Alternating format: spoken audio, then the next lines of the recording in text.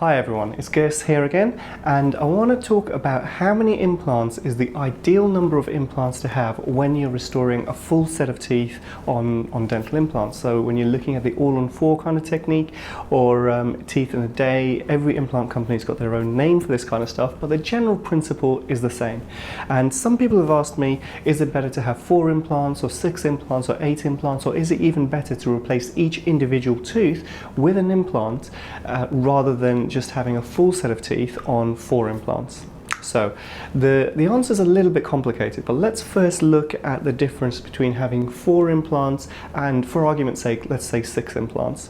I know some people will put even 8 implants in position, but I tend to use either 4 or 6.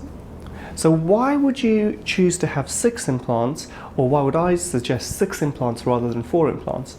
And the answer to this comes down to 2 factors. Number one, it's the quality of bone. So when we put these implants in and we're planning to put teeth on these implants in one day, we want these implants in at a certain tightness, a certain torque. And for me, I think about 40 Newton centimeters of torque per implant is ideal. Now, I can't always achieve this. We've got special implants which I use for this kind of treatment, which are really good at increasing the torque and maintaining the torque when we're placing the implants.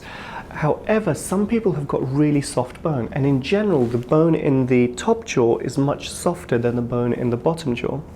So if we put in 4 implants and I think, you know what, I wasn't really happy with the average torque values there, then it's a good reason to maybe put in a couple more just to help spread the load in the early stages. While the implants are healing, you're just increasing your chances of everything healing really well and all the implants working. So that's reason number one. Another reason, which is kind of combined with that, is if we're doing an all-on-4 technique at the top, and we've got natural teeth and the patient's got quite a heavy bite, and I can see that from our examination that we do beforehand, then again that's another reason to just increase the number of implants. We're spreading the load per implant and therefore just stacking the odds in our favor to have a successful treatment.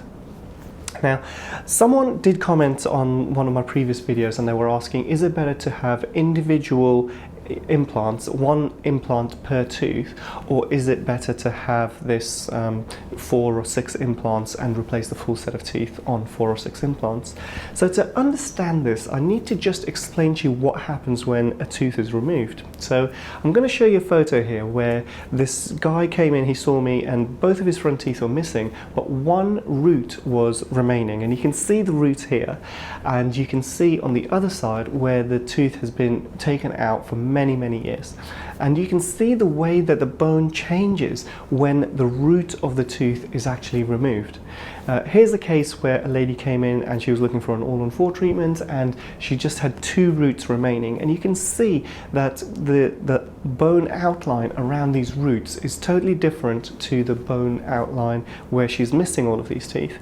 So what happens is that when the tooth is removed, quite often we're going to lose the thickness of bone, and the whole arch is going to just come in a little bit. Now, if you don't have any teeth, this isn't going to be noticeable because you don't have any kind of reference points there. But if we were going to replace each individual tooth with an implant, this is the position where these implants would need to go. And we know that when the teeth are removed, the bone is going to shrink. That means that to have the implants in the right place would mean that half the implant would be hanging out of the bone, which clearly is just not going to work long term. You could have complex treatments like bone grafting to increase the width of the bone here so that you could place each tooth individually, but it's really drawn out. You know, you're probably looking at 6, 9, maybe 12 months of bone grafting before you can even put the implants in. Then we need to make sure the bone grafting is successful, and then you can start putting implants in. And one thing I haven't mentioned is in addition to the width of bone here, which I've shown you, you actually lose height of bone as well when you take these teeth out. So increasing the width of bone is easy enough, but increasing the height of the bone is very difficult. And then the end result would be you would just have individual teeth and all the gum would be your own gum. And to this day, I've never seen anyone who can produce a very natural aesthetics around implants when you have a full set of teeth. It's a lot easier to place a few implants in a kind of a selected area, which we know is a successful treatment, and replace the teeth and the visible gum with a bridge. So not only in terms of aesthetics is it easier, in terms of cleaning, it would be a lot easier if you have 4 implants to clean and you can use a water pick to clean underneath the bridge itself.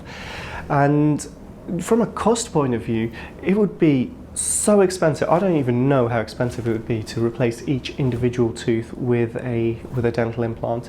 So these are all the kind of the rationales behind going for an all-on-4 treatment versus replacing each tooth individually with dental implants.